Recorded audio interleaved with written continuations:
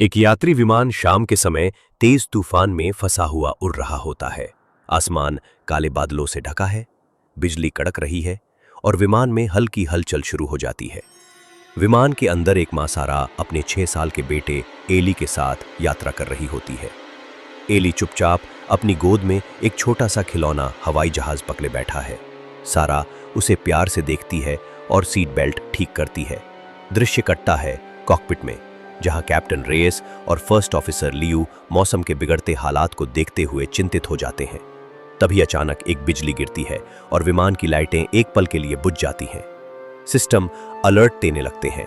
Auto pilot fail हो गया है और एक इंजन बंद हो जाता है। कैप्टन रेयस मैनुअल कंट्रोल संभालते हैं और फर्स्ट ऑफिसर लियू अलार्म्स को चेक करता है। स्थिति नाजुक होती जा रही है। वे नजदीकी एयर ट्रैफिक कंट्रोल से संपर्क करते हैं और इमरजेंसी लैंडिंग की अनुमति मांगते हैं। इस बीच यात्री घबरा जाते हैं।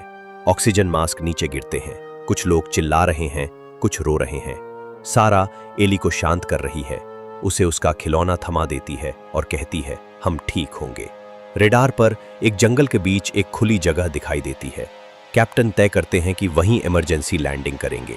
विमान अब खतरनाक रूप से नीचे आ रहा है, तेज हवा और बिजली की गड़गड़ाहट के बीच। अचानक प्लेन पेड़ों से टकराने लगता है। एक पंख टूटकर आग पकड़ लेता है। विमान जमीन पर गिरता है, जोर से घिसटता है और झटके से रुक जाता है। कई हिस्सों में टूट चुका है, लेकिन उसका आधा भाग अभी भी सलामत है। कुछ देर तक सब शांत है।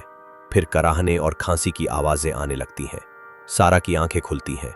वो एली को ढूंढती है। वो बेहोश है, लेकिन जिंदा। वो उसे अपनी गोद में उठाती है। कैप्टन और लियू भी घायल होते हुए बाहर निकलने की कोशिश करते हैं। कैप्टन एक इमरजेंसी दरवाजा खोलता है और यात्रियों को बाहर निकलने में मदद करता है। बचने वाले यात्री बाहर धुएं और टूटी फूटी सीटों के बीच खड़े होते हैं। पेड़ों से धूप छनकर आ रही है।